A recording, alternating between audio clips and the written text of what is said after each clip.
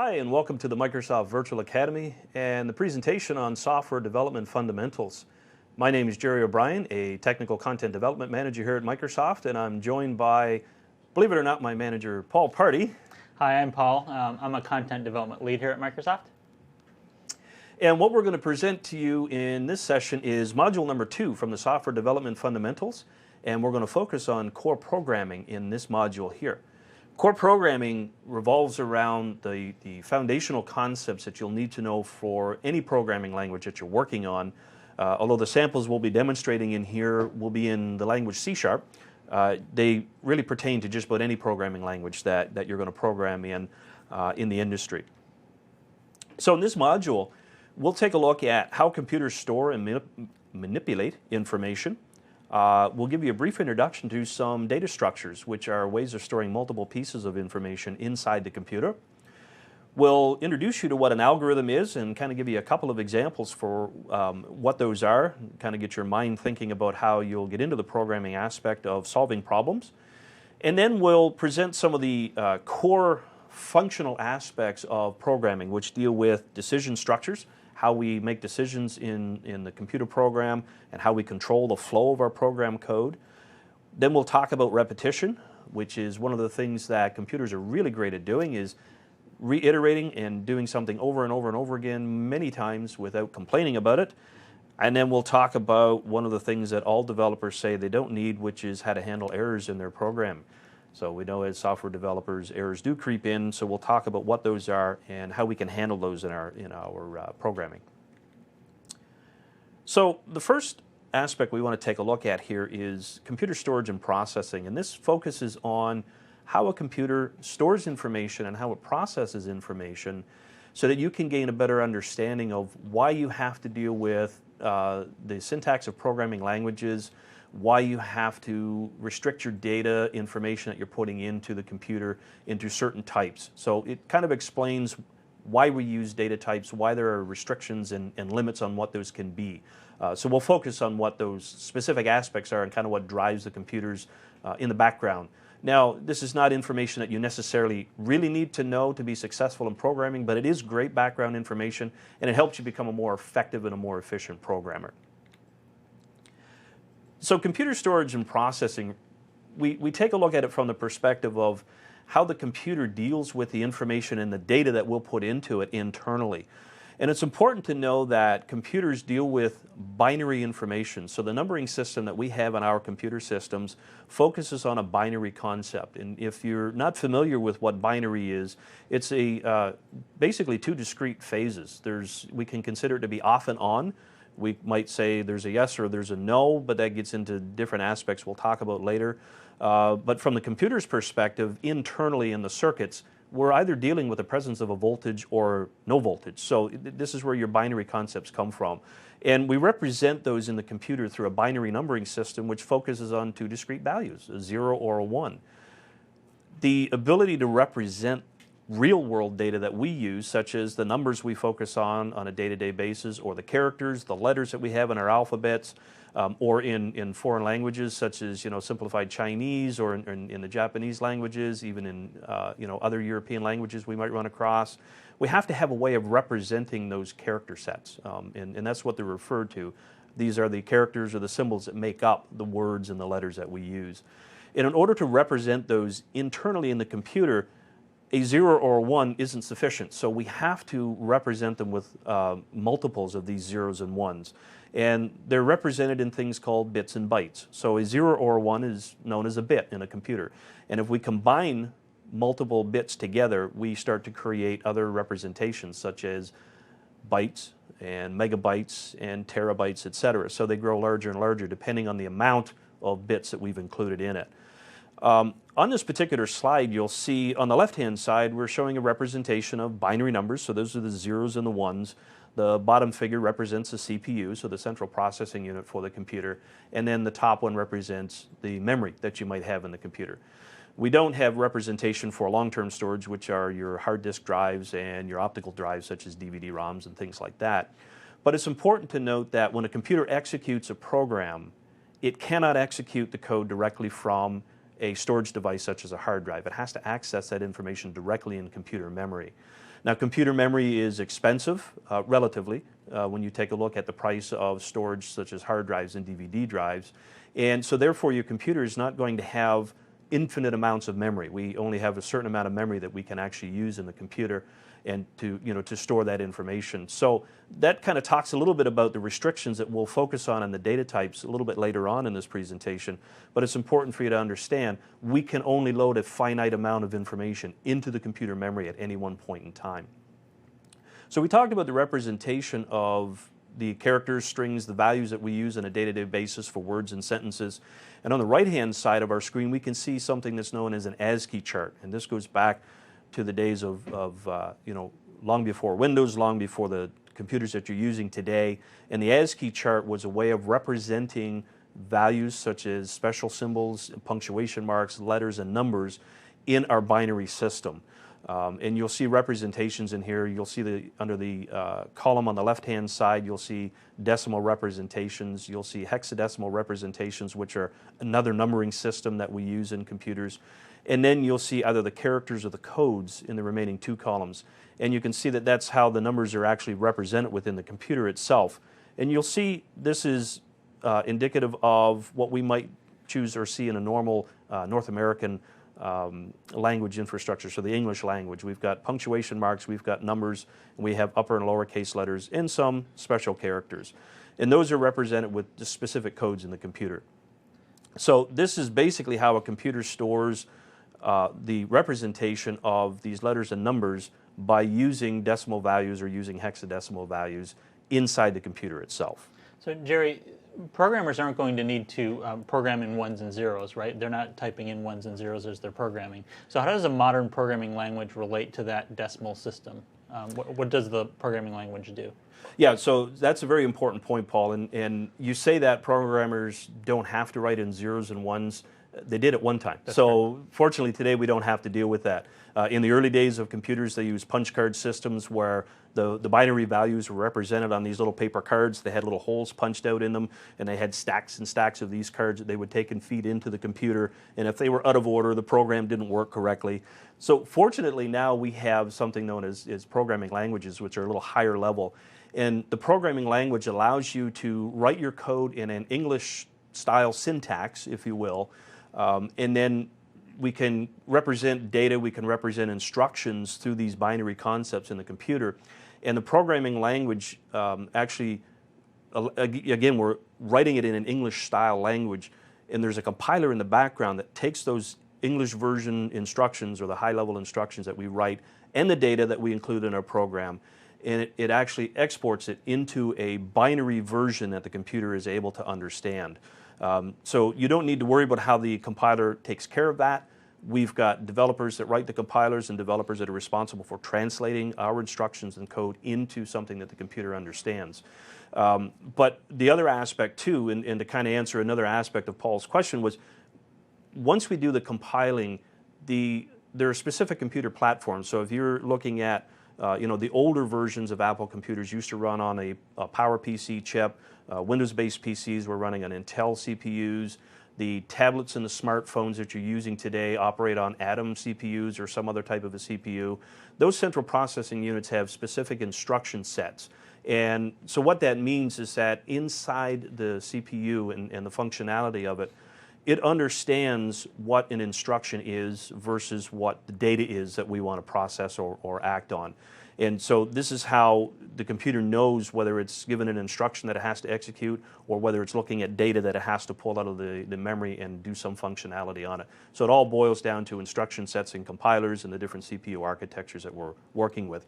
Again, as you program in things like C# and Visual Basic or C++, Java, whatever your chosen language is, you don't need to worry about that. You'll focus on the key words that are a part of the language, the syntax for the language, and the data types that you use in it, and you use those as the building blocks for your program as you go through writing your code. The compiler handles translating all of that information into the machine instruction code. So that's actually a good segue to talk about our next slide, which focuses on things such as variables, constants, and data types.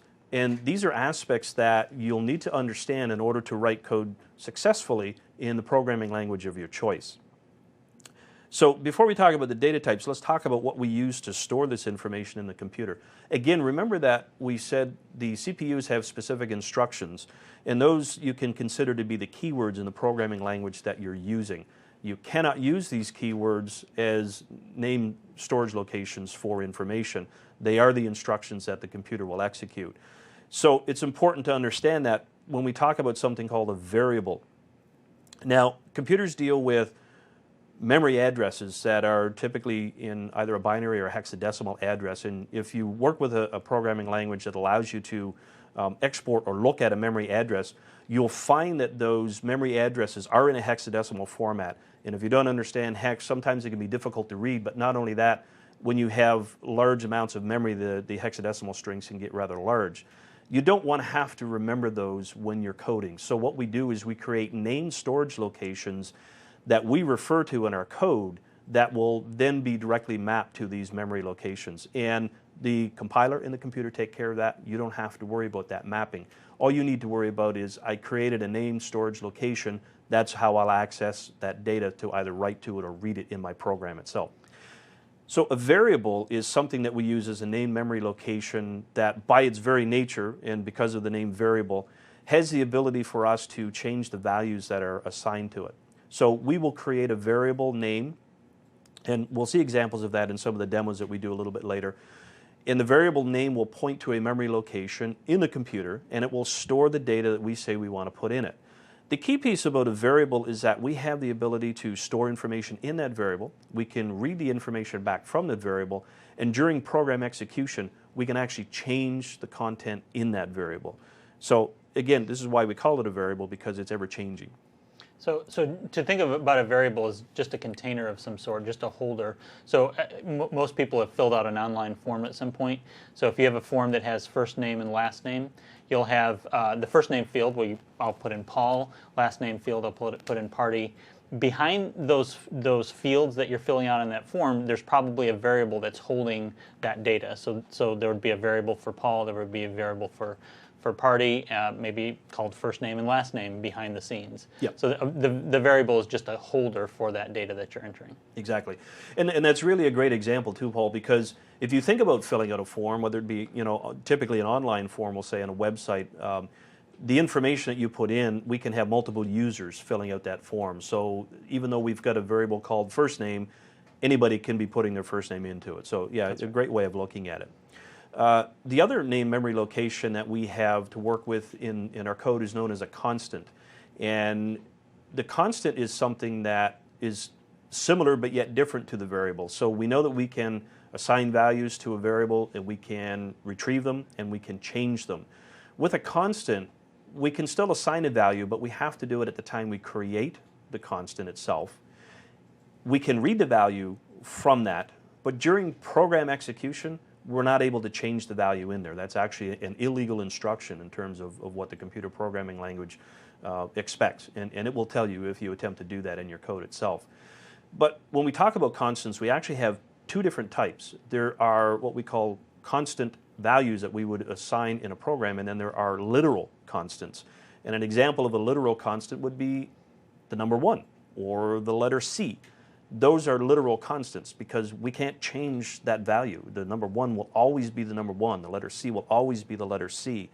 So those are known as literal constants, and you'll see those when you start writing your code. Now you can assign a literal constant to a variable. So if I create a variable to store a number, and I call it number, I can store the value 1 in that number. But the value 1 will never change, but the value I've stored in number could change. So again, it's a little bit different when you look at it from the perspective of what you can and can't do with it. Constants are really important in programs because we use them to represent a lot of the time literal constant values. So as an example, if you're writing code in a program and your program is going to calculate the area of a circle, well, what's a familiar mathematical constant that we have in there is pi. And instead of you writing in your program each and every time 3.14, 159, and this big long pi value, however numbers of precision you want to put in there, you can represent that value in your program by creating a constant called pi and assigning that 3.1419 value to it. So it serves two purposes. One is it creates a named value, which makes it easier for you in your code later on because you can use pi instead of putting that number in every time. But it's also a way of kind of self-documenting your code so that when you see that in a formula later on in your program and you see the word pi, you know what it is and you know what it's being used for. Whereas you might look at 3.14 in your program code later and realize, well, is that just a value that I put in here, or does it actually represent something? So constants are a great way of representing those values for us. Now let's take a look at our slide again, because the last part of this one focuses on data types. And remember how we talked about representing the values in our program that we use in the real world. This comes in the form of numbers and characters and something known as a special type. And we'll talk about the special type last, but we know that we will need to store numeric values in our program. Could be for mathematical calculation within the program. They could be used to represent telephone numbers, zip codes, different things like that, right? So we need to store numeric values. We also need to store character values, and those can be single characters or they can be words and phrases, and we need a way to represent those in the program. So each programming language represents those values through something known as data types. Some call them intrinsic, some call them implicit, some call them fundamental, but they're a part of every programming language. And it's not to say that the values that you're seeing on this slide, the specific names in this left-hand column of data type, will be exactly the same in the programming language that you choose to program in. These are representative of what C# makes available. So the first one is a byte, and really this just allows us to store a single byte, or 8 bits of characters.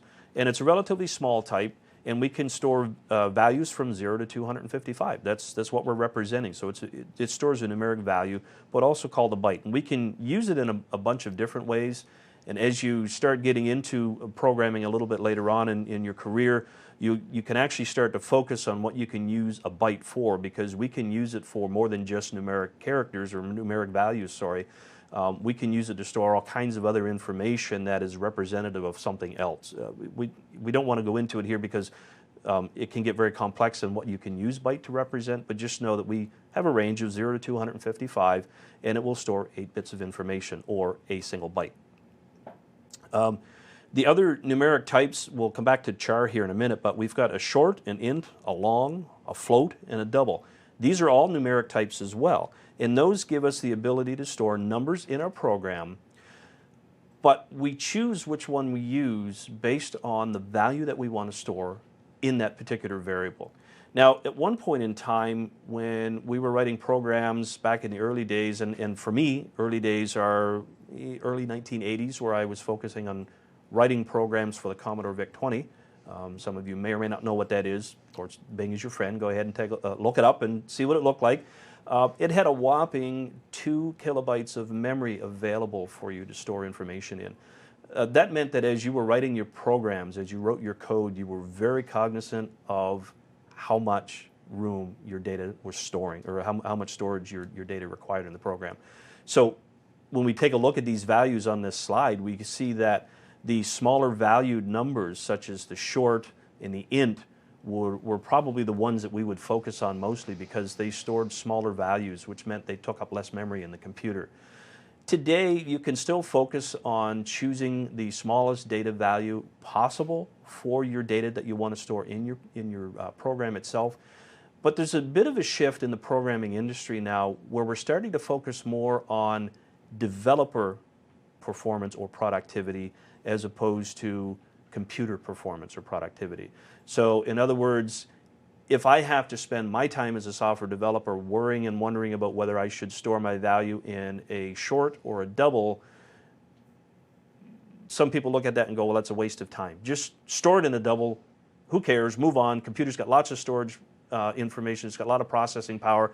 We don't need to worry about that anymore. So the programmer efficiency becomes more important than computing efficiency. So this raises an interesting question, Jerry. Why not just have a big bucket? Why have all these different data types? Why not just have a bucket called storage, and you can put any type of value into that variable? And in fact, a lot of programming languages have JavaScript, for example, has var, which is essentially a generic storage location, and you can just put anything in there, numbers, text, whatever. So what's the purpose of having all these different data types to store data in? Yeah, so again, great question, Paul. And one of the biggest reasons being is that a computer needs to know specifically what the data is that you're assigning it because of the operations you might perform on it. And to give you an example, we can, in programming, use the plus sign, which for most folks we know in mathematical terms allows us to add numbers. So let's say as an example that we just chose a generic storage variable, as Paul mentioned, and I have a number value stored in one of those variables, and I have a textual value stored in another one of those variables. I haven't told the computer what those are. As far as the computer knows from this concept is it's just data, so it doesn't matter what it is. But what happens if I want to add that information? If I put that plus symbol between my first variable and my second variable, the computer is going to look at it and go, what do you want me to do with this? I can't add a text or a character to a number. Mathematically, it doesn't make sense. So what am I supposed to do with it? And this is a very important aspect to that we should talk about from the perspective of how a computer functions as well. And that a lot of people go through the process of blaming, oh, I can't get into my banking system. Oh, the stupid computer is down, so the stupid computer doesn't know what it's doing, and they're always blaming the computer. But it's very important to remember that realistically, a computer is not smart. A computer is not able to perform things on its own. The computer has to be told explicitly what to do. So therefore, if we don't tell it what the data is that we're storing and what type of data that we're storing, it doesn't know how to interact with it or how to act on it based on the operations we might be trying to perform. But another key aspect too is when we're storing the information, when we tell the compiler that we want to store values in a variable, by giving it a type, by giving it a specific data type, we are also telling the computer how much memory to set aside. So it knows how much storage we're going to need for this specific program. Remember, going back to the concepts of how a computer stores and processes information, it cannot access memory or access program instructions and data directly from a storage device such as a hard drive. It has to load it into memory. This is where the computer knows to tell, or let's say your application has to tell the operating system how much memory it needs in order to load this application in memory. And if we're loading multiple applications in memory, we might not have enough, or the computer might have to deal with swapping things out to the hard drive and doing this whole memory swap of information to load one active program in and unload an inactive program. So it's very important that the computer knows how much memory it needs to allocate to these data types and what the specific data types are for the interactions it might be doing with it. So by using data types, you end up improving the performance of your application, and it also reduces errors. So the computer will know how to treat those data types without having to make a decision, and sometimes those decisions could be wrong. So by using data types, you avoid some of those problems. Yeah, exactly, and that's a good way of explaining it as well, right? So let's switch back to the slide again here for a second, and we'll cover the remaining ones that we focus on. So that we talked about numeric values there. We can also store characters, individual. So if you look at the char value in the left column, which is the second one down, second row down, it will store any Unicode character, and it's important to note Unicode because this represents multiple characters from around the world. And when we talk about storing information in a computer, we have to represent as many characters as possible so that we can deal with local languages in our applications as well. But a char is a single character. We can represent it as the letter A. We can represent it as a comma or as an exclamation mark. That's a char value. That's a single value. But what if we want to represent words or phrases or sentences? Well, let's come a little further down that table. The second from the last item is known as a string. And a string really is a string of characters. So it's a string of individual characters. Consider it an array, if you will, of characters that make up those words, phrases, and sentences. And finally, the last one is a Boolean, which is known as a special data type. Not all programming languages represent it the same. Some will represent it as a true or false. Some will represent it as a 0 or a non-zero value. Some are very explicit in saying that, no, we represent it as a 1 and a 0. So again, you'll, as you get into your different programming languages, take a look at the documentation to ensure that they do support the bool in the first place and how they support that. And again, Boolean is just simply, it's a true-false. That's all it works out to. So again, very high level, these are variables, constants, data types that you'll work with in your program itself. And these are the core pieces that allow you to represent the real-world data that you'll need to work with in your program.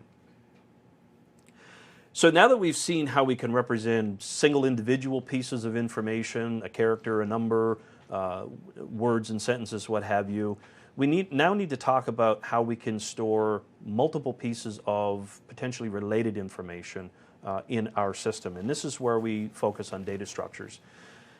Now, before we delve too deeply into these, it's important to note that, again, this MVA is designed to kind of help you prepare a little bit for that Microsoft Technology Associate exam on software development fundamentals.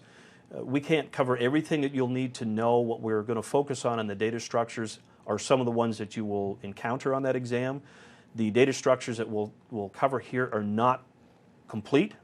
Different programming languages implement different types of data structures, but we're going to cover kind of the core common ones that you'll encounter on the MTA exam, and that's why we've chosen these ones specifically. But note that there are more data structures available, and you can still get a general understanding of how they work by looking at how these specific data structures function as well. So let's look at our first one. We'll take a look at, in this module, arrays, stacks, queues, and dictionaries. So 4 different ones that we'll focus on, kind of let you know what they look like, how they're implemented, where you might use them, and then we'll see some actual code samples of what those look like. So the array is the first one that we're going to take a look at, and you can consider an array to be simply a collection of similar data types, which means a collection of data types that we're putting in. Could be any particular type, but one of the aspects about arrays that we need to be aware of is they're designed to store the same data type. So in our array, we really are going to typically be storing string values or a collection of number values, or as you get into object-oriented programming, you could store a collection of objects, but they typically are the same type. And arrays are accessed through indexes.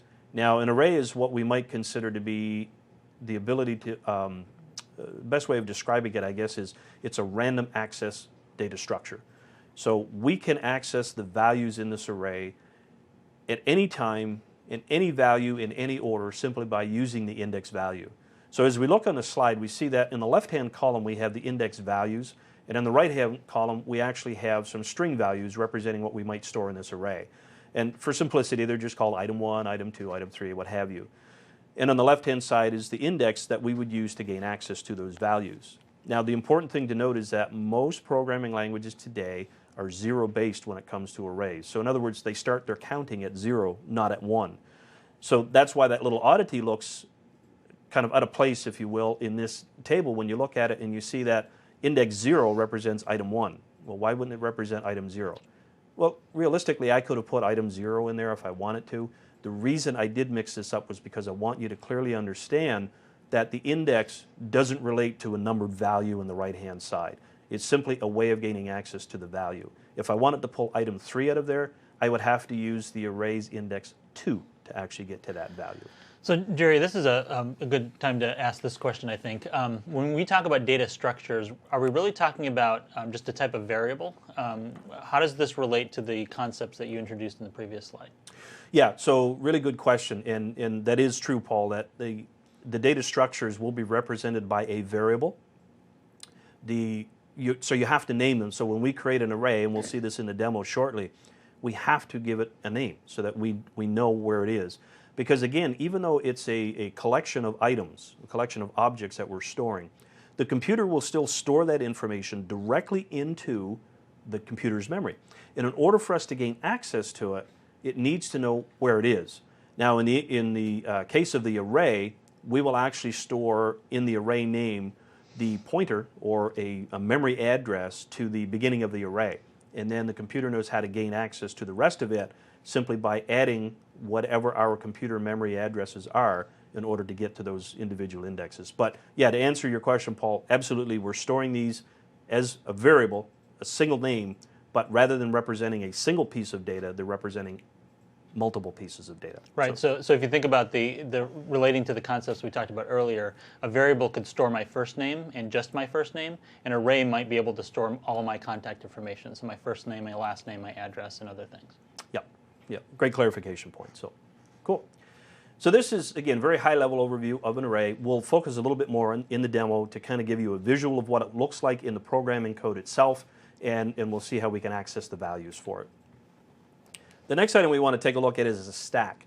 Now, stacks are kind of interesting because it's not something that you necessarily have to deal with on a regular basis in programming. You won't always be creating stacks in your code unless you're doing specific types of programming. And you might consider, if you're somebody who gets the opportunity to work on an operating system, that you will deal with stacks, because this is how we store program instruction pointers and data. And we'll talk about that in just a second. But you know, as we look at the visual that I've used here, again, a stack is a collection of objects, but we access it through a couple of different methods called pop and push. And the visual or the image that I've used on here is a stack of trays that you might find in a cafeteria. And if you look at this particular structure of trays, you are not able to access the tray at the bottom of that stack. There's no way for you to pull that tray out of the bottom of that stack without obviously damaging the structure that's holding it, and we don't want to do that. But it's important to note that in order for you to get to the bottom tray, or in order for you to get to tray number 20 or 26 or 35, you need to remove all the other trays off of the top of that first before you can gain access to it. So when we look at a stack, we can consider, when we put values on the stack, programmers say we push a value on the stack. And when we take a value off the stack, we pop it off the stack. So it's important to remember that, you know, when we put values on the stack, we're putting a value, and then the next value, and the next value, and the next value, and the next value, and our stack continues to grow, pushing the first values down. We can consider a stack to be a data structure that's known as a first in, last out data structure. So the first value that goes into the stack is typically the last item that comes off the stack. And I remember when I was working as an instructor teaching some programming classes, that I had a student ask me specifically about how do we know in our code, when we say we reach a decision structure, a point where we branch off and go do something else in the code, how does the computer know where to come back to when it's finished executing that? So we've got code that's executing sequentially. We hit a point where we branch off and go do something else. We've got to come back to continue that execution. And so I use this analogy to explain to them how the operating systems and the compilers use the stacks to represent that. As the code is executing, we are pushing data and instructions onto that stack, and we continue to build that stack. And when we call this other function, when we go off and branch off, we now push that new instruction on top of it, and then all of the data that we need. And as the function executes, it starts popping its instructions and data off, and we keep bubbling back up until we get to the point where that last instruction was. So that's kind of the way stacks are used in a real-world scenario in computer programming, just to give you an idea. The next one we look at is a queue. And again, it's a collection of objects, but we access a queue through queuing or in-queuing a value and taking it off through a dequeuing. And I use this one to represent you know, something that would be similar to a line at the motor vehicle branch. This is considered a first in, first out type of a data structure, where the first piece of data that's into the queue will be the first piece of data out of the queue. And you access that information through these different methods that pull the items off of the queue. Again, it's very kind of abstract right now when you're looking at it and thinking, well, how does that work? But as we view the samples, the way we've written the code samples, you'll actually see how the data values come off of the queue and off of the stack in the specific order that they work. So, if you have questions about that, just kind of hold them for a second. When you see the demo, you'll get a better understanding of how they work. The last data structure that we'll take a look at is the dictionary. And again, it's a collection of objects, and I'm using the term object loosely here because when we get into the object-oriented programming section of this MVA Jumpstart, it takes on a different meaning. But for our purposes in this one, think of an object as a character, a string, any kind of a value that we want to store. They're just collections of those values. So it looks similar to that array that we looked at a little bit earlier. The table looks kind of similar. We've got text values on the right-hand side. First item, second item. These could be number values, it could be single characters, whatever we want to store in this. But instead of accessing these values through the use of an index like we did with the array, instead we'll access these through the use of a key. And sometimes programmers prefer to use a dictionary type of a data structure because it's much easier to know what the data value is that you're pulling out through the use of a key as opposed to the use of an index. Going back to the example, that Paul's brought up a couple of times about filling out a form with his first name, last name, all of his contact information. we can store that information into a dictionary, and the key would be first name, and the data would be Paul, and then the key would be last name, and the data would be Party. So it gives you an idea of how that dictionary, it makes more sense from a logical perspective of how you would pull that information out of the dictionary item itself. All right, enough about me talking. Let's go ahead and take a look at a demo of some of this information and what it is that we will go through in figuring out, or I guess demonstrating, if you will, all of the different data structures that we have available. So I've got Visual Studio 2013 up and running here, and we're going to take a look at the different data structures that we just talked about using the values that we had in the tables that were displayed. So this instance, the first thing we want to take a look at is our array. Now again, from the perspective of looking at the code here on the screen, don't get yourself too wrapped up into what the individual keywords mean. I'll explain some of them, and we'll talk about how the functionality works a little bit on these values, but it's just important for you to just see how these data structures function from a coding perspective. So in the array sample, we've created an array, and here's an example of what Paul talked about where he said, are we using variables for these data structures? Yes, we are. And my array is an example of a variable. And this one, we've told it, will store string values. So that's the data type that we talked about. All right, so we've created a variable to store data types of strings. Again, don't worry about the syntax. These little brackets just simply mean this is an array. It's a C# syntax that we're using. And we create the new array, and now we're storing values, item 1, item 2, item 3. These are string values that we stored. Again, same as what was represented in the previous slide that we talked about where we had the table for our items itself. Now what we're going to do is we're going to iterate through this array and do a couple of things, and the iteration actually comes down here in this little for loop, and we'll talk about what that's doing, but this more importantly is the access of the array from an index value perspective. That's what this line is going to do for us. This console write line you'll see when we run the code will simply display the values for us on the screen.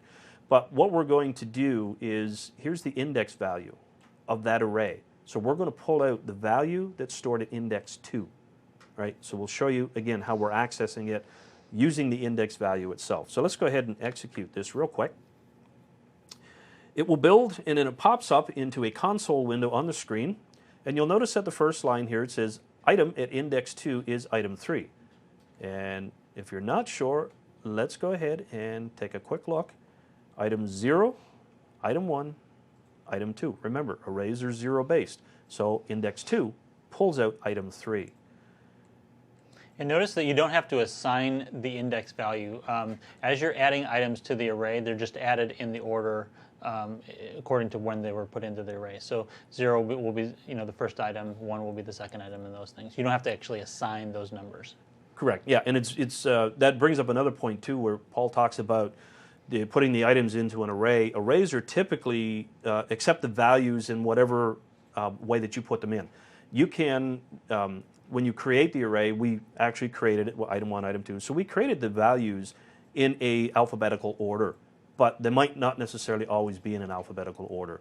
A little bit later on, as we start talking about algorithms, you'll see one where we have the ability to sort an array, which is something that we might want to do. Because the values put into an array, we might create one dynamically as the code is executing, and the values may not necessarily be in a specific order, and if we want to order that, there are different ways that we do for changing the order of the values in there. But again, as Paul said, we're not telling it I want to store item 1 at 0. We're just saying I want to create a new array, here's the values I want to store in it, and the compiler handles dumping it into the array in the order that we've specified. So it is important to note that because the order was specified here, that's the way the values got put into the array, only because it was the order that we put it, okay? So great point, Paul. Now, so the last thing that we did was there was a little for loop. We iterated over all of the items, and just again, this is a way of showing you this is what the array contains. So it's a way of outputting it to the screen. And that little piece of code that we dealt with was actually in this little for loop here. So this was a repetition structure. We're going to focus on those in another module, so don't worry too much about what this does specifically, but it's just iterating over every value in that array and outputting it to the screen. So that's an array. That's basically how the arrays function. That's how you create an array, specifically in C#. and how you can access it through its index value and how you can iterate through and push the values out or display them on the screen itself. Now what we're going to do is take a look at an example of a stack. And in this case, we're going to create a stack. Again, here's our variable name called myStack, and we're going to put items into the stack. So if you'll notice, we're using the push method. This is simply a method of the stack object in C#. It's a way of putting the values into our stack. So we're going to push values in, 10 items altogether. They're string values. Then we are going to come down and we are going to display the count. So just to verify that we actually have 10 values in this stack. Once we're finished with that, we're going to kind of iterate through another looping structure. And what we're going to do is we're going to say, as long as the stack contains values, as long as the count of numbers in there is not 0, then we will pop an item off the stack. And it's important to pay attention when we pop an item off the stack as to how they come off. All right, and we'll output some text that says what we're doing and kind of shows you those values. But before I execute the code, notice the order in which I put the values onto the stack. I started with item 1 and I ended with item 10. Remember, the stack is a first in, last out, right? So what does that mean? Well, let's execute the code and see what happens. Let's go all the way up to the top. The initial count is 10. I popped an item off the stack, and here's the key differentiator on that stack. Item 10 came off the stack. If we go back and we look at how I pushed the items on, I pushed item 1 on first and item 10 on last. So that shows you how the stack functions. Item 1 did not come off first. Item 10 came off first because it was the last item we put on the stack. Go back and look at that image that we had of the cafeteria trays in that little container, and you can consider item 10 as being that top tray. So we've just popped that off, and we've lowered our count of the stack to 9 because there's only 9 values left in it. So that, again, it's important to note that as we retrieve the value from the stack, we're actually taking it off. The array, we didn't. We just looked at the value that was there and said, thank you very much. But here we're actually removing the item with the pop. So we continue to count all the way down until we finally removed item number 1, which is the first one we put on, is the last one to come off, and our stack count has now gone back to 0. So again, just an example of showing you how a stack actually functions within the programming environment. How you interact with it may be different depending on the programming language that you're using, but that's just a generic way that a stack functions. All right, now we'll have a look at our queues. Again, remember that a queue is kind of opposite to the stack in that a queue is a first in, first out scenario. So we're creating a new queue called myQueue, and we are going to put items into the queue through the use of the enqueue method. And we're, again, putting them in the same order that we did with the stack, item 1, item 2, item 3. The queue has an interesting feature in C# where we can take a peek at what that first item is. So that's what we're going to do. We're going to look at what that first item is. We'll take a count just so we can verify that we actually have 10 values in there. And then we're going to dequeue an item. Now you'll notice here I haven't said what item I'm dequeuing. I've just said dequeue. What we're going to do is output to you what that value was that we dequeued, and then we'll show you how the count has been decremented, and then we'll look at what the new first value will be in that queue. Let's go ahead and execute this. So again, the first instruction that we executed here was a peek, right? And that told us that the first item is item 1. Then we said, give me a count. How many items are in the queue? There's 10. Then I called dequeue. Again, I didn't tell it what I wanted to dequeue, but because it's a first in, first out, it dropped off item 1. So item 1 comes out. The queue count is now 9. I only have 9 items remaining. And I run that peek one more time, and it now tells me that item 2 is now the first item to come off of my queue. So if I were to run that dequeue item again in here, then item 2 would come off. It would show me item 2. My count would decrement again by 1. We'd be down to 8. All right, so a little bit of the opposite of how that stack functioned, where the last object was the first to come off. In this case, the first object was the first to come off. So that's your queue sample. Let's comment that out, and then take a look at our last data structure, which is the dictionary sample. And in the dictionary sample, what we're doing is we're creating a new dictionary. Again, here's that variable name, my dictionary. And it's going to store string values. That's simply all that these mean in here. And then we have our keys, and we have the values that are be represented by those keys. So we add 5 items, and then we will go ahead and randomly access a value in that dictionary by using the key. And then we'll show you how we can actually remove one. So let's go ahead and execute. And we can see that it simply says that the item represented by key 3 is known as third item. Right? So again, it's not an index value, but it is by using the key. So it's a string value.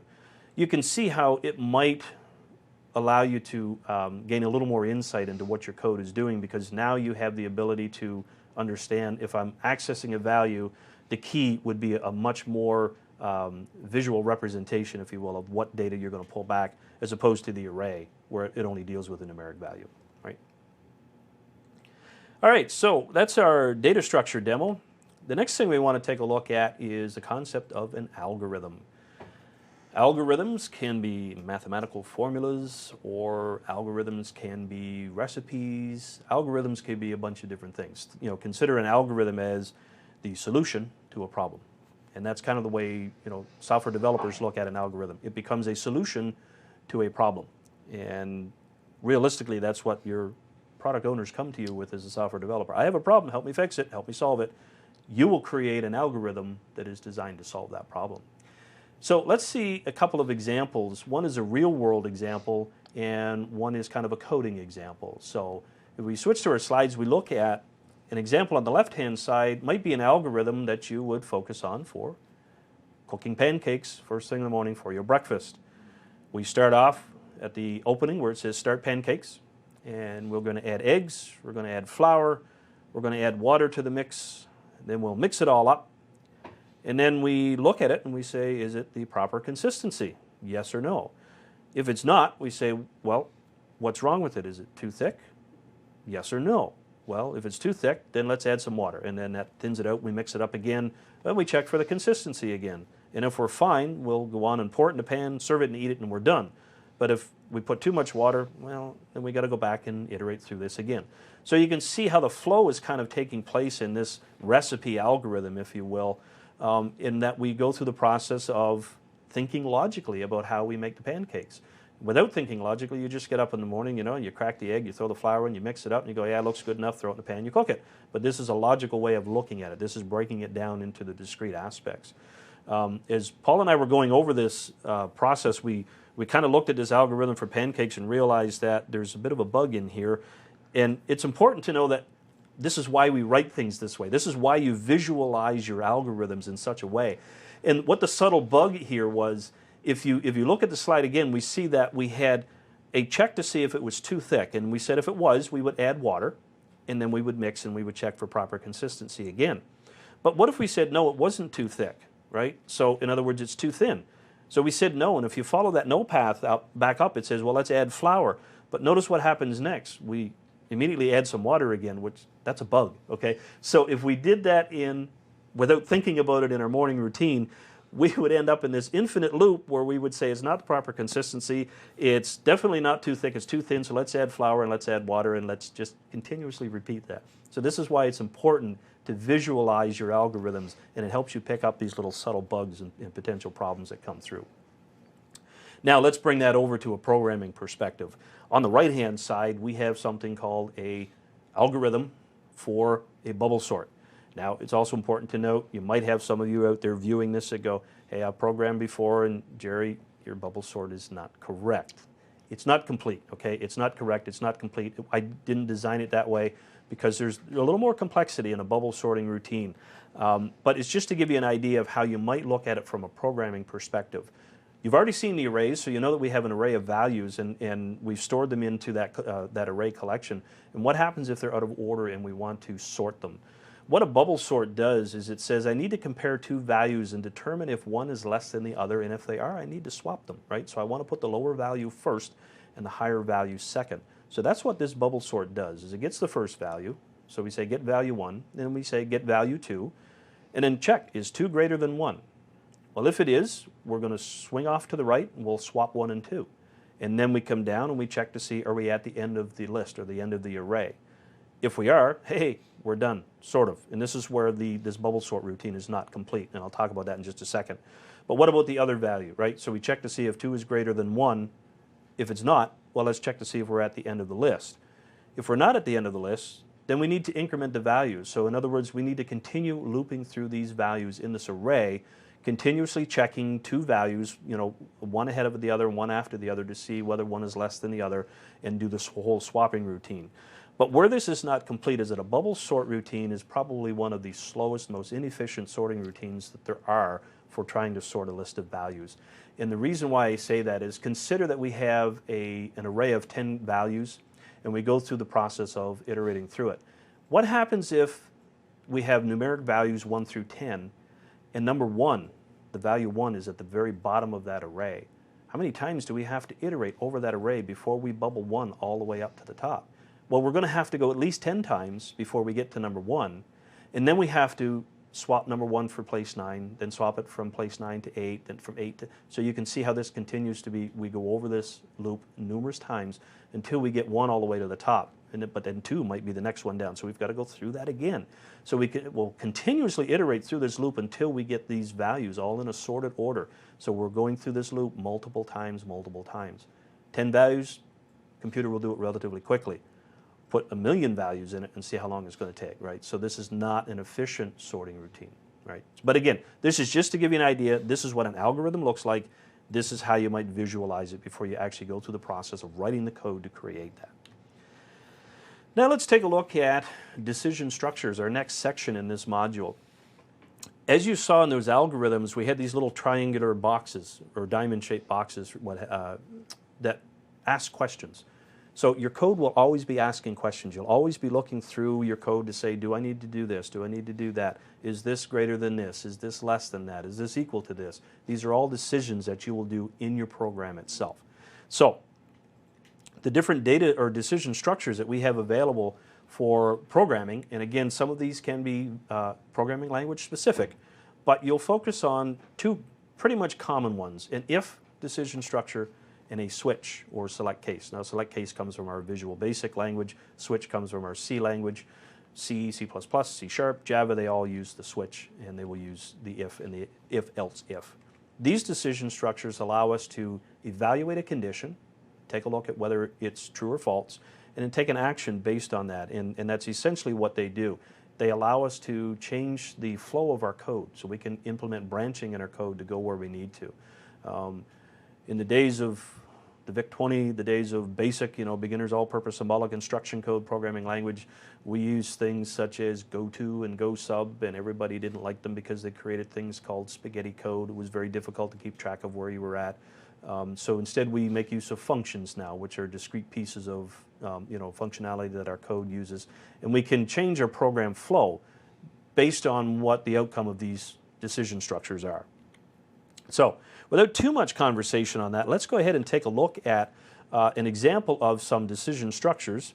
If I can find I know I have it here somewhere. There we go. There's our decision demo.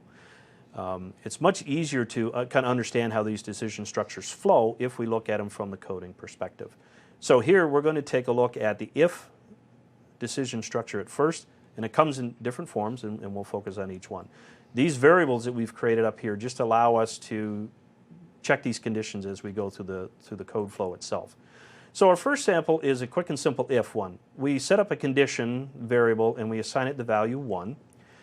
And then in our if condition, we have the keyword if, and in the parentheses we have a condition or an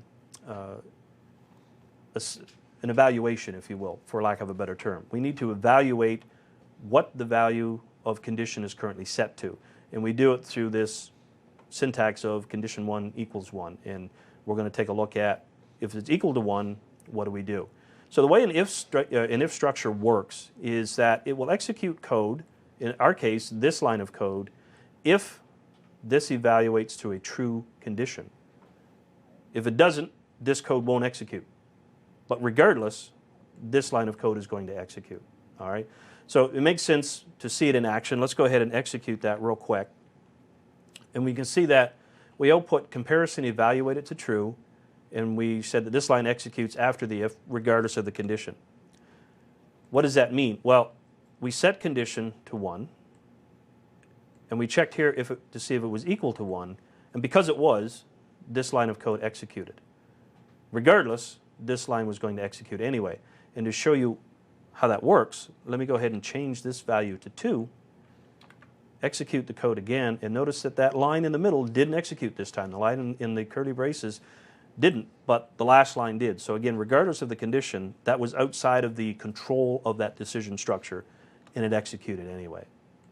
Now, if you're curious about why I'm using a single equal statement here and a double equal statement here, this all deals with, again, very syntax specific from the code itself. In C#, a single equal symbol is considered to be an assignment. We are assigning the value 2 to this variable, whereas a double equal sign represents a comparison operator. Is this equal to or not? All right. So a simple if statement. Let's go ahead and comment that out because we want to look at the next one, which is an if-else sample. This is something that you would use if you're trying to determine whether a condition is true or if it's false, and to take action based on whichever one it is, right? So in this case, we're going to set the condition 1 equal to 3, and we're going to, again, do the comparison to see if it's equal to 1, and if it is, we'll execute this statement.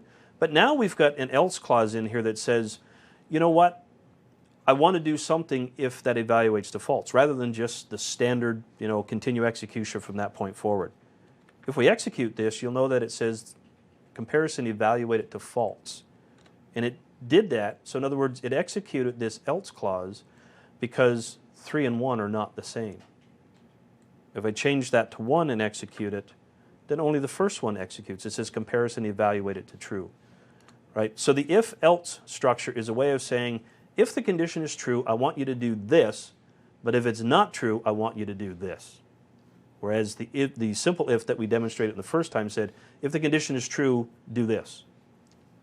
And I'm done. I don't care what you do after that, but I'm worried about if this condition is true, I want you to do this. In this case, we're saying, if the condition is true, do A. If it's not true, do B. Is there any way in that algorithm that you just wrote to cause neither line to execute, the way that that's written? So that's an interesting question. If neither line was true, what would happen, right? And in this case, no, because the way that this specific if structure is written is it will only execute something based on either true or false, okay? And if it's true, this first one executes. If it's not, the else clause executes. And then everything beyond that will execute regardless. So kind of going in a sense from your question, if we go back to the first if statement where the line executed regardless of the if condition, anything that's beyond this will execute. So if we didn't have a true or a false value, we wouldn't really execute, right? Right, but the way that algorithm is written, that one of those lines will execute. One will execute, right? Because that's the way the if structure works. Is it's based on Boolean algebra, essentially. So there either has to be a true or a false. That's right. I don't want to get into discussing nulls because that's a more advanced topic, but there is something called a null, which is kind of the absence of something, and that would more fit into the answer to that question. But in this instance, one of these will execute, okay, because it's either true or false. Right. Now we get into a little more complex one, which is an if, else clause. And what this one says is I might have one condition, or I might have a second condition, or I might have neither one of those conditions. So this might come back a little bit to what you were talking about in that first one where we say, all right, I've got two variables, condition 1 and condition 2, and I want to check to see if condition 1 is equal to 1, and if so, I'll execute this. But if it's not true, then let me check to see, maybe condition 2 is true. Then I'll execute this one. But if neither of them is true, then I'll execute this one, right? So, we might relate that to a real-world scenario where I walk into a car dealership and I want to buy a Corvette Stingray, but I don't have enough money for a Corvette Stingray. And I don't have enough money for a Corvette Stingray. I'd love to have one, but unfortunately I can't buy one. So my first condition evaluates to false, so I won't buy the Corvette Stingray. But my next else if might be, but what if I have enough money for a Camaro? And I do, so I'll buy the Camaro, right? But it might be, no, I don't have enough money for the Stingray. I don't have enough money for the Camaro, so I'm going to buy the Aveo, right? So that's kind of to give you an example of how this will function. Let's go ahead and take a look at what it does in code. So condition 1, we've set to 1. Condition 2, we've set to 2.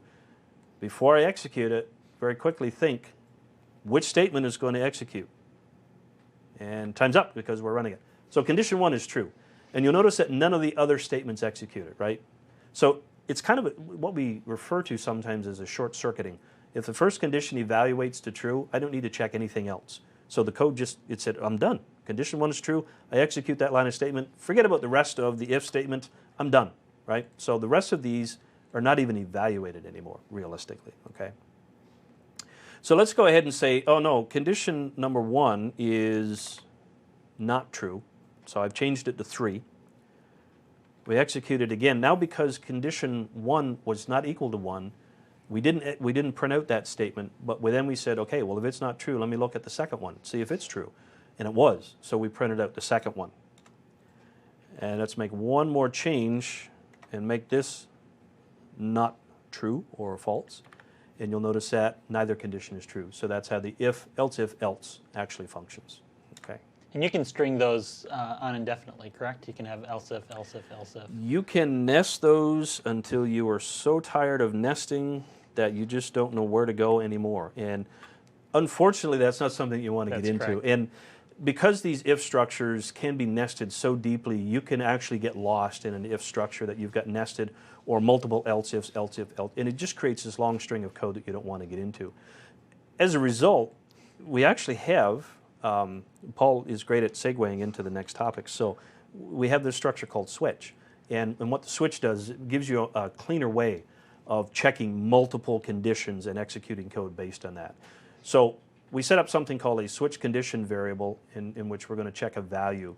And the switch has a very specific structure in that we do the conditional check at first. So we have the switch statement opening, and we have our condition that we look at here, and we're going to compare it to something.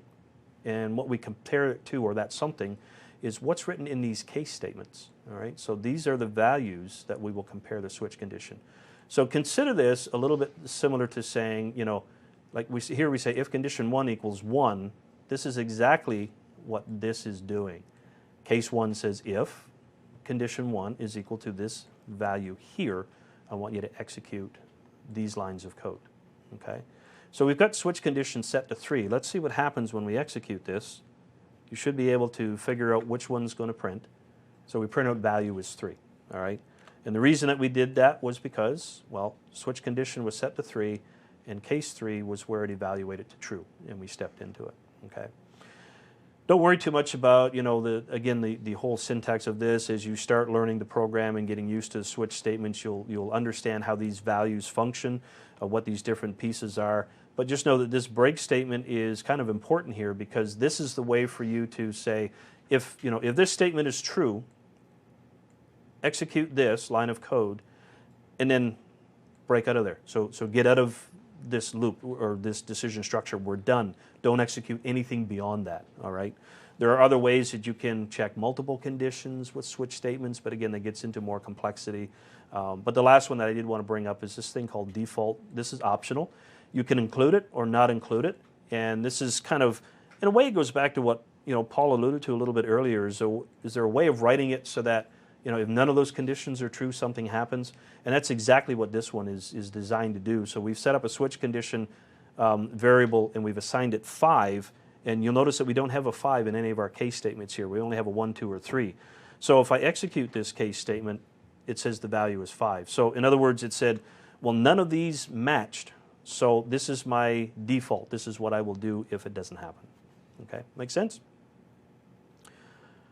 Perfect. So that is our little discussion on decision structures. Now we have to focus on repetition. Repetition is where we get into programs generating something that repeats or loops.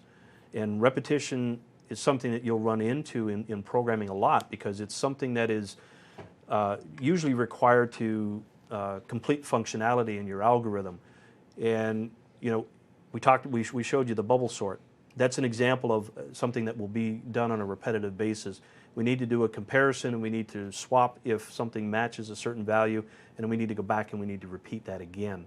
And so repetition is very important in programming, and we have different repetitive structures in programming that allow us to create the different loops that we want to do, so the different functionality. Let's go ahead and take a look at what we'll cover here are things such as for loops, while loops, do while loops, and my all-time favorite, it's not really because it drove me crazy when I was learning programming, recursion, which is something that you will potentially encounter. Some programmers say you don't have to deal with it, some say you do. It's a great way of working with stuff. But we'll take a look at recursion.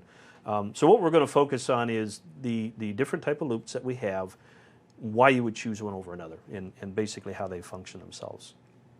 So again, we're not going to talk to this one, we're going to demo so you can see visually how these things function. So let me go ahead and find my looping structure, sample code, and I've got way too many projects open here. So that was my class demo, this is errors, and this is looping, which is the one that we want to focus on. So we're going to step into our first looping structure we said was a for loop. And a for loop basically is a structure that says I want to do something repeatedly until a condition evaluates to false. Right? So as long as a condition is true, I want to continue in this loop. And the thing that's kind of interesting is the for keyword is basically a way of saying for each value in this range of whatever I'm working with, I want you to do something.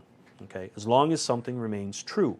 And each one of our loops, as we take a look at going through these looping structures, it's important to note that we should create something known as a sentinel value. And a sentinel value is something that we focus on in the loop that allows us to terminate it. And I remember as I was, again, learning my programming many years ago, there was a quote that I remembered reading from one specific author in a book that I was going through. And he said, we can create infinite loops, and infinite loops are loops that never end. And in terms of the programming world, an infinite loop is funny when it happens to another programmer, but not to you. But having said that, there are purposes for infinite loops. And in other words, you want to put the computer into a situation where it's continuously looping until something happens. A great real-world example might be, consider a game controller input. If you're playing on your Xbox console and you're moving your character around through the screen, there's actually a routine in the program that kind of runs. It's what we refer to as a polling routine. And it's a loop that runs continuously looking for the input from those controllers, so from the control inputs. And based on what you're doing, then it goes through the process of moving your character around the screen based on those inputs. Or maybe you squeeze the trigger to shoot something if you're playing a first-person shooter, or if you're in a racing game and you pull on the trigger and it accelerates the car. That's an example of a loop that is running continuously. But I wouldn't necessarily call it infinite because it does have an ending point, which is when we shut down the application, right? So, numerous times new programmers will run into this. They'll forget to do something with their sentinel value in the loop, and the loop runs continuously, and all of a sudden they get an out-of-memory error on their program because we've just filled up the stack on the computer, and we've halted the computer because we've taken up too much. So let's go back to our code quickly, and we'll take a look at how the structure of the for loop itself. Now you'll notice we've got the keyword for, but then we also have some bits and pieces inside the parentheses. We have a counter, and this is what's known as the initialization portion of the for structure. So we declare a variable type, a data type of integer. We create the variable name called for counter, and we assign it the value 0. Always a good idea to initialize your variables in your code, right? Most compilers today will complain when you don't do that. They'll come up and tell you, hey, your use of an uninitialized variable. In earlier compilers, they didn't give you that warning, and so the chances are the computer would assign a memory location to that variable, but there could have been data stored in that from a previously executed program, and the data that got pulled into your code was not what you intended. So that was bugs in the program code, and it caused programs to crash. All right, so we initialize. Then what we do is we have a condition. Let's go ahead and check to see if the for counter, or our loop counter in this case, is less than 10. And if it evaluates to true, we're going to execute this statement. in our code, and you'll see that momentarily. The last piece is what we call the increment portion. And this one is kind of interesting because in a for loop, we actually execute the initialization and the comparison, but we don't do anything with this section just yet. We execute, if we were still in true, by the way, we execute this portion of the looping structure, and then when it's finished, this increment portion takes place. This little plus plus at the end is the same as saying 4 counter equals 4 counter plus 1. We're adding 1. We're incrementing it by a single value. This controls our sentinel value. Once we increase it to the value 10, this will evaluate defaults and our loop will stop. Right? Enough talk. Let's see what that looks like. Right, for loop, so we print it out at the top. This is a for loop. And all we're doing is we're simply outputting the value of that loop counter. Right? So it's at 0, it's at 1, it's at 2, it's at 3. Oh wait, we stopped at 9. But didn't we say 10 was in here? Again, it's very important to keep in mind how these comparison operators work, how the counter starts at 0 instead of counting at 1. But in this case, we're simply saying as long as this counter value is less than 10, execute this. But as soon as it reaches 10, we stop. So that's why we didn't output 10. We only saw 9 as the last value that was output. Right? So again, very quick and simple. That is a for loop sample. That's how we do the looping with that type of a structure. We also said that we had a while loop. Well, what the heck is a while loop? Well, this is what the code looks like. So again, these are just statements we're going to output on the screen itself. In this case, a while loop is a little bit simpler looking than the for loop itself. So we have the keyword while, and in parentheses we have our condition, where we say while the counter, in this case we've called the variable while counter, while it's less than 5, I want you to execute these statements in the curly braces. Now if you're wondering where the while counter comes from, again, we've declared these variables up here, okay? So while it's less than 5 and it's starting off at 0, I want you to execute this. But notice also that unlike the for loop, we don't have an increment portion here. We also don't have that initialization portion. So we have to create the variable outside of that, so it has to be created ahead of time. We do the conditional check, and because we want our loop to end, we'd better do something with that sentinel value. So inside the while loop, we have to do the increment portion as opposed to the for loop where it took care of it in the parentheses up here. Right? So this is relatively simple on the while loop. So as long as the counter is less than 5, let's go ahead and execute. And again, you'll notice we stop at 4 because once that condition evaluates to a false condition, that loop no longer executes. All right? So we've stopped it on the while loop. Now here's one that is going to kind of mess with your mind just a wee little bit if you're not experienced do while loop, and will mess with your mind even more in the recursion example, but this one will kind of start you on the path of wondering, what am I getting into? So a do while sample is similar to a while loop, and it's similar to a for loop with one exception. The while loop will only execute, as will the for loop, if our variable evaluates to true. Now, the do loop is different because we don't do that check until the end of the loop itself.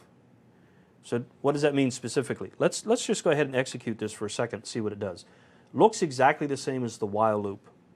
We spit out 0, 1, 2, 3, 4, and we stop. So theoretically, there's no difference between that while loop and that do while loop.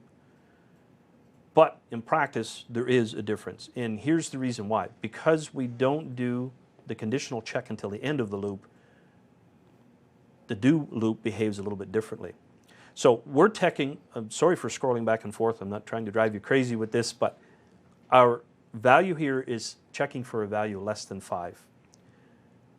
What I'm going to do is I'm going to set my variable equal to 6, okay?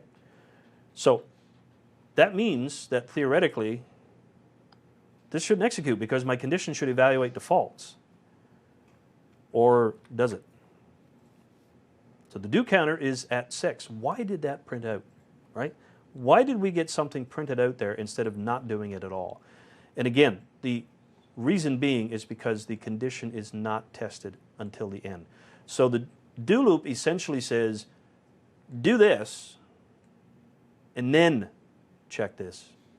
And if the evaluates, we'll stop. Right. So that's the difference between the while loop and the do loop. And you have to be, or the do while, if you will. You have to be careful about, you know, your considerations for doing that. But, you know, why would you use a do loop versus a do while versus a while loop? Well, maybe you want to output something to the screen, or you want something to take place regardless of what that condition will be. So maybe we want to let somebody know we're in a routine, and we'll check something later. So we need to output a value, or we need to do something regardless of what that condition is, and then we check to see if that condition has changed. So there's a couple of different ways of looking at it from that perspective, right? All right, last sample that we'll take a look at here to end out this session is recursion. And again, as I said, we will really mess with your mind on this one. I know that if I don't program these often enough myself, and I come back and I take a look at them, I really have to go and spend some time thinking about what this recursive function is actually doing. Because it does. When you can overthink these very easily. You can overthink these, and all teachings that I've ever had on recursion says don't overthink it. Just focus on the core of what it is. Let the computer worry about the repetition aspect of it. Okay. So again, we're just going to output some values to the screen here, but then we set up a variable called value, and we're going to store a data type of long inside this value. But here's something that you haven't seen yet, and this is what's known as a function call. So we're going to actually call something, which is this function called factorial. And we're going to pass it in a value of 10, and we're going to basically let it do its thing. And then we're going to end up seeing what the value is that resulted from that function. So if you're familiar with mathematical concepts, you'll probably understand what factorial is. If you're not familiar with mathematical concepts, let me briefly explain what factorial is. A factorial is a way of saying I'm going to take a range of values, you tell me the upper limit, and I will tell you what all of those values are multiplied together. That's essentially what factorial works out to be. And so let's go ahead and look at the code, and we'll see what that specifically means as we execute this. And I'll execute it quickly. You'll see the value, and then I'll kind of do a little step through it. It might take a little bit of time here for you to step through it, but it really helps you understand it. Again, remember how we talked about computers are very good at doing this and very fast. So we've got our value back, 3,628,800. You're probably looking at it and thinking, what does that mean to me? How did you get that value? How does that make sense? We're going to talk about debugging a little bit later on, but this is kind of a neat function within most integrated development environments, and I love the way Visual Studio does this. It allows us to step through our code one line at a time to see what's taking place. So let's go ahead and run this code again. But this time you saw that our little console window dropped away real fast, because what it did was it came back and it stopped on the code, and it said, oh, you put a breakpoint here, so we'll execute the code until we get to this point. And then I'll stop, because what I want to do is show how this is actually going through the process of functioning. So this line of code executed up here, this long value equals factorial with 10, and it basically said, I want you to go out and call this value, and we're passing in this thing called n, and if I hover my mouse over, you see it's the value 10 that we passed in from that function call. And so I can step into this one line at a time, right? So you can see this step into. My code will start to execute one individual line at a time. Now, here's the important thing that I was always taught. The instructors when I was going through recursion were telling me, just focus on the simple thing, and the thing to focus on is this little piece. If the value passed in is equal to 0, we are done, and we return 1, and that's a way of saying we're finished. We're finished this recursive execution.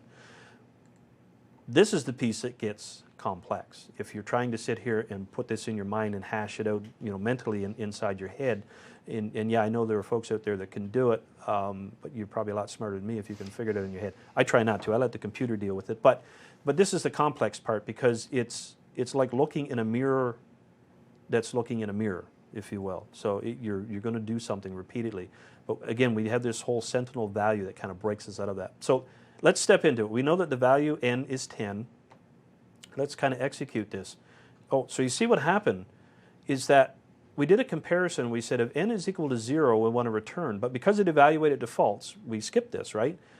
And we come back here now and we say, I want to return. And this is just a keyword that says, I had somebody call this function. I have to send a value back to that caller, right?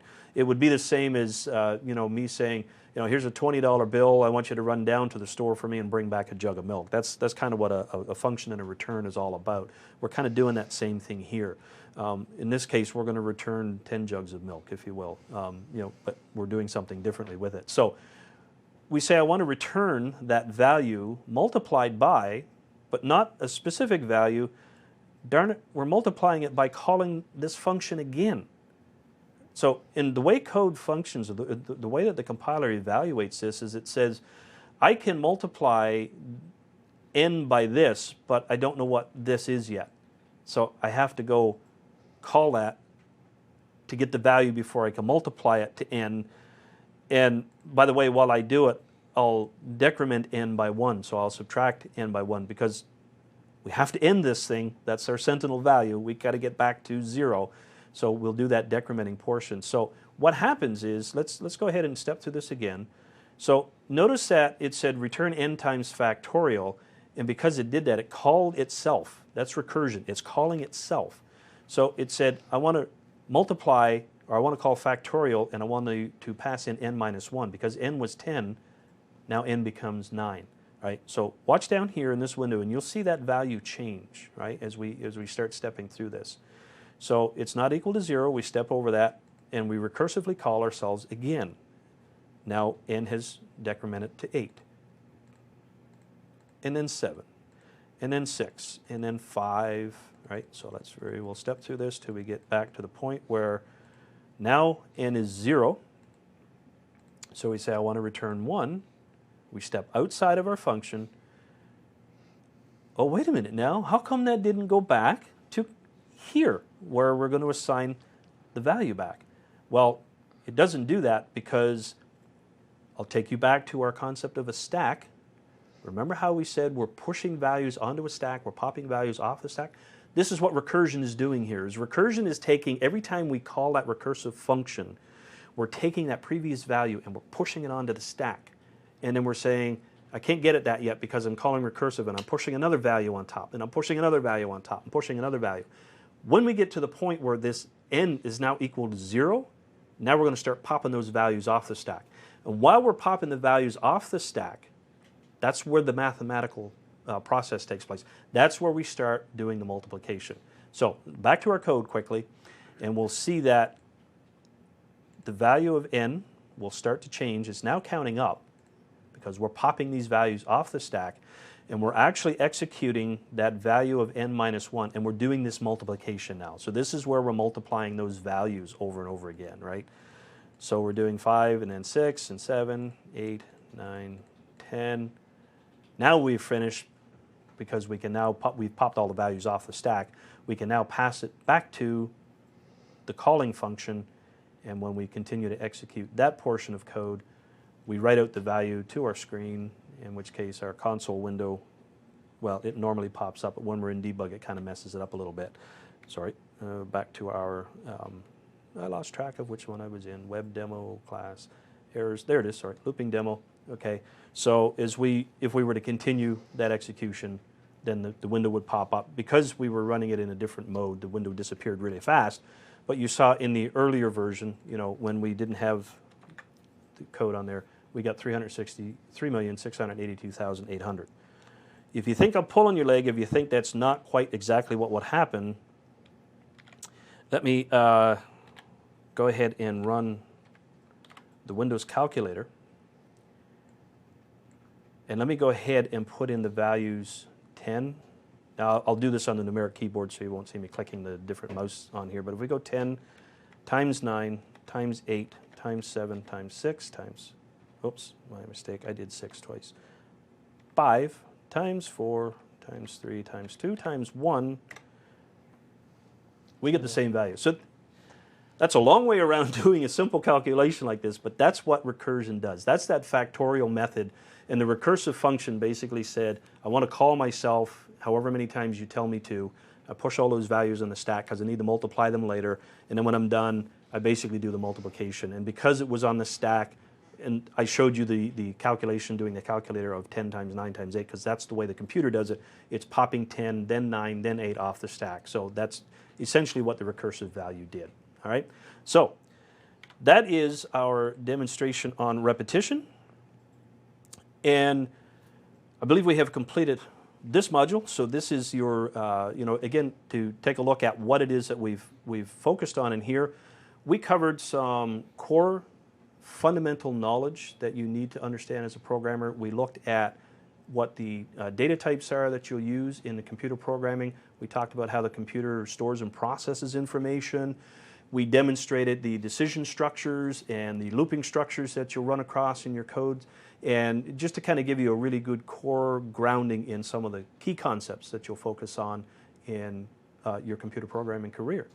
So hopefully you enjoyed that. Hopefully you got something out of it.